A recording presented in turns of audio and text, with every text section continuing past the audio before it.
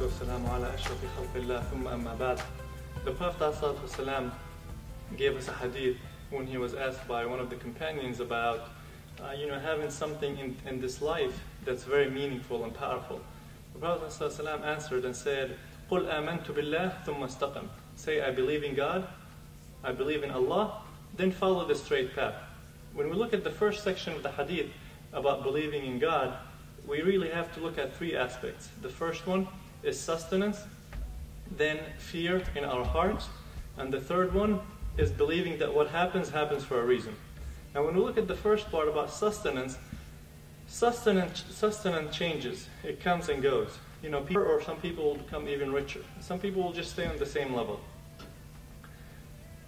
The problem is, no matter what level we're in, sometimes we're okay giving charity as long as our income is continuous. The minute we start having financial hardships, we stop giving that income. Now we have to look at the hadith of the Prophet ﷺ when he said, مَا نَقَصَ مَالٌ مِّن صَدَقَةٍ, nobody's wealth, nobody became poor from giving charity. Now even though our income is very limited, are we still going to give that, knowing that we don't have a continuous income, knowing and believing that Allah subhanahu wa ta'ala will replace what we have given, because His beloved messenger told us that nobody will become poor from giving charity. The second aspect is having fear.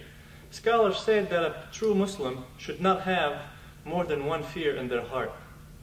We should only have the fear of Allah subhanahu wa ta'ala, the fear of what's going to happen to us on the day of judgment, the fear of the hellfire. These are the things that should actually control how we proceed in our life. Not the fears of this dunya.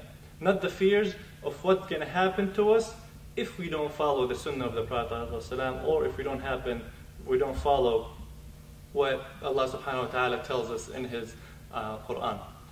The third aspect is understanding that what happens to us in this life happens for a reason. The Prophet ﷺ told us that know for a fact, no matter how many people gather, if a whole nation gathered to hurt you or even benefit you in a way, they cannot do it except for what Allah subhanahu wa ta'ala has made prescribed on us. If something is going to happen, it's going to happen whether we like it or not. So as long as we tell ourselves and believe it truly in our hearts that those three aspects are what's going to be the driving force of our life, then we can really truly believe that we're saying, I believe in Allah subhanahu wa ta'ala, I believe in God. I know that Allah subhanahu wa ta'ala had told me something and it's going to happen. Whether it's through hardships or through ease time, it's going to happen. قولوا قولي هذا واستغفر الله لي ولكم.